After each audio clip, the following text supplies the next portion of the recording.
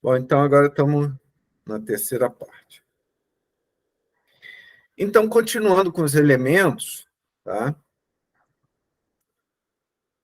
Continuando com os elementos, o hindu ele explora muito essa questão dos elementos, né? A gente tem em alguns filósofos gregos a teoria da existência dos quatro elementos formando a matéria, tudo que existe no homem, na natureza. Existe essa teoria, talvez tenha sido importada do Oriente, né? Porque a Grécia teve por muito tempo em contato com os egípcios e possivelmente também com os indianos, né? E a cultura egípcia foi muito avançada no misticismo deles também, né?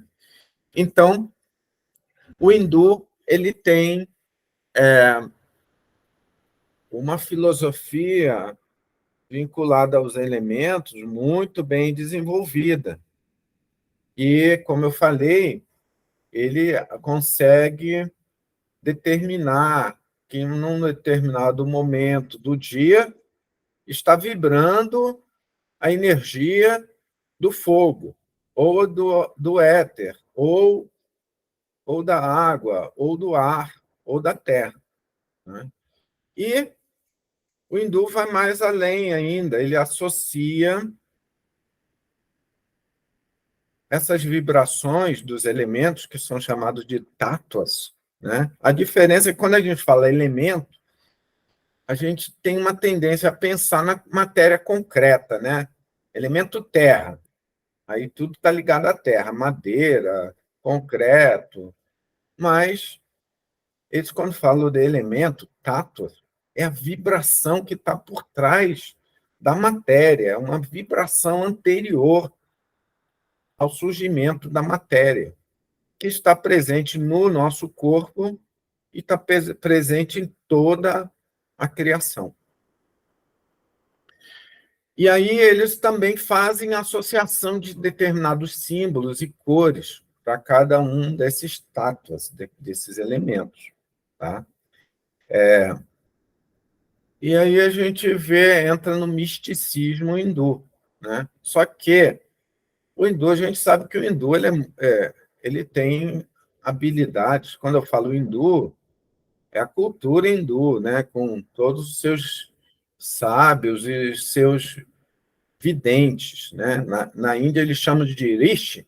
A palavra rishi significa grande vidente, né? Uma pessoa que tem uma visão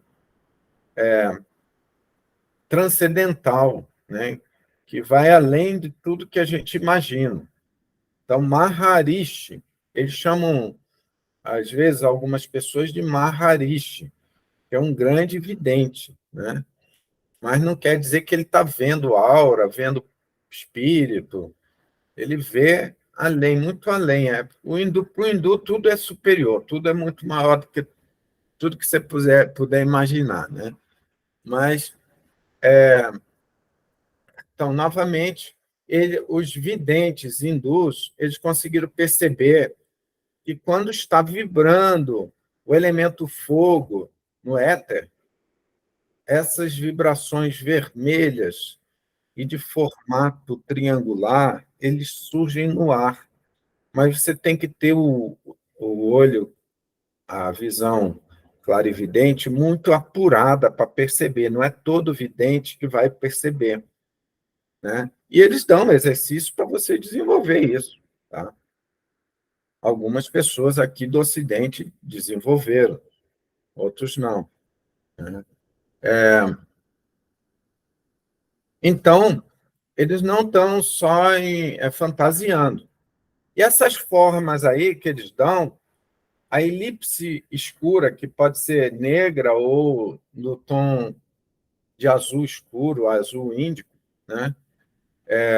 O triângulo vermelho, a meia-lua prateada, o círculo azul, o quadrado amarelo, eles podem ser usados para fazer você se conectar com essas vibrações dos elementos, tá?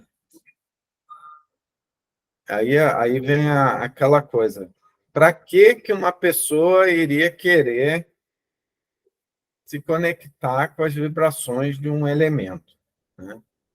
Vou dar um pequeno exemplo de uma pessoa, de um ocidental, mas ele era um grande yogi. Eu esqueci o nome dele, o nome espiritual, o nome dele em inglês é John Mumford. É um autor antigo, não é novo, talvez ele já tenha falecido, mas ele estava contando que um determinado dia ele estava dentro da biblioteca dele, e aí ele fechou os olhos e visualizou o quadrado amarelo que está conectado à energia do elemento terra, né?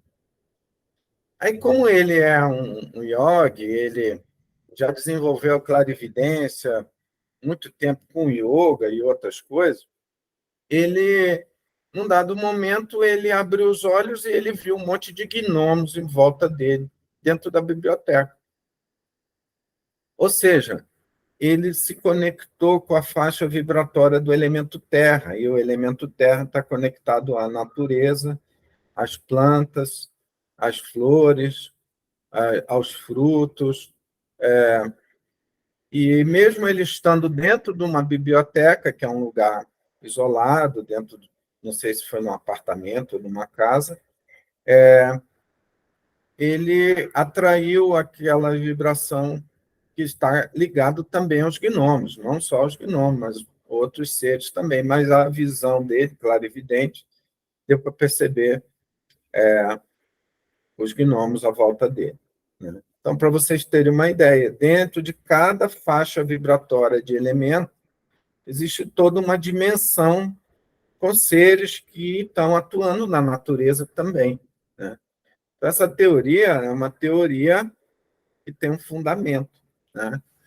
Tá? Mas não, assim, não posso dizer que toda pessoa que for visualizar o quadrado amarelo vai ver os gnomos, né?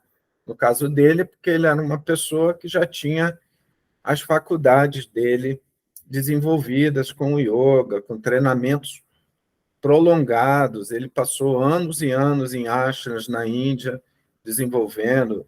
Para quem conhece a história dele, sabe que ele desenvolveu muita coisa, tá? Não só isso, mas muitas outras coisas, tá? Mas, mesmo que você não veja os gnomos, você pode ter certeza que se você desenvolver a concentração, se você exercitar a concentração, mesmo que você não veja, você vai estar atraindo a vibração desses elementos, dos seres conectados aos elementos, né? Tá? No misticismo hindu, essa parte aqui dos tatos, da visualização, é uma parte assim muito explorada. Existem técnicas de concentração específicas, usando esses símbolos e usando combinações de símbolos também, tá? Que não é tópico do nosso curso. Eu estou colocando aqui só para ilustração de vocês, tá?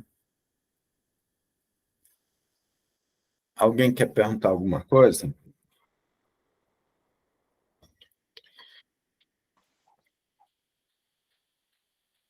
No caso, eu já vi o do Aus, as fadinhas, né?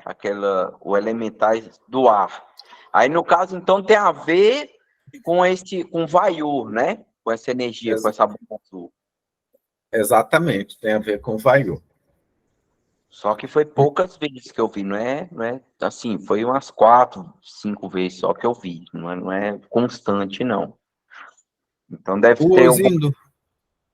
Pode falar, pode falar. Tipo assim, então tem alguma coisa a ver assim com esse tato de carregar com essa energia para poder ver, não é?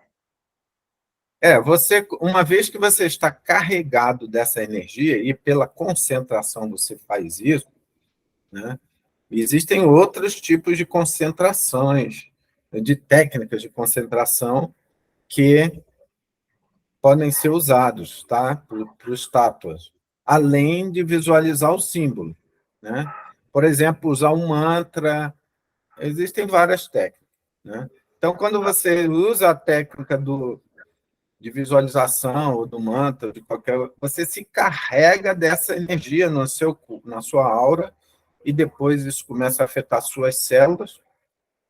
Então, você fica harmonizado com esse campo vibratório, porque cada elemento tem uma dimensão vibratória, né? Então você fica harmonizado, né? Daí a possibilidade de se fazer outras coisas, né? Mas não é tópico do nosso curso aqui agora. Sim. Tá? Tá? Pode abaixar a mão aí, Samir. Bom, se ninguém quiser mais perguntar nada, vamos dar outro corte aqui e continuar.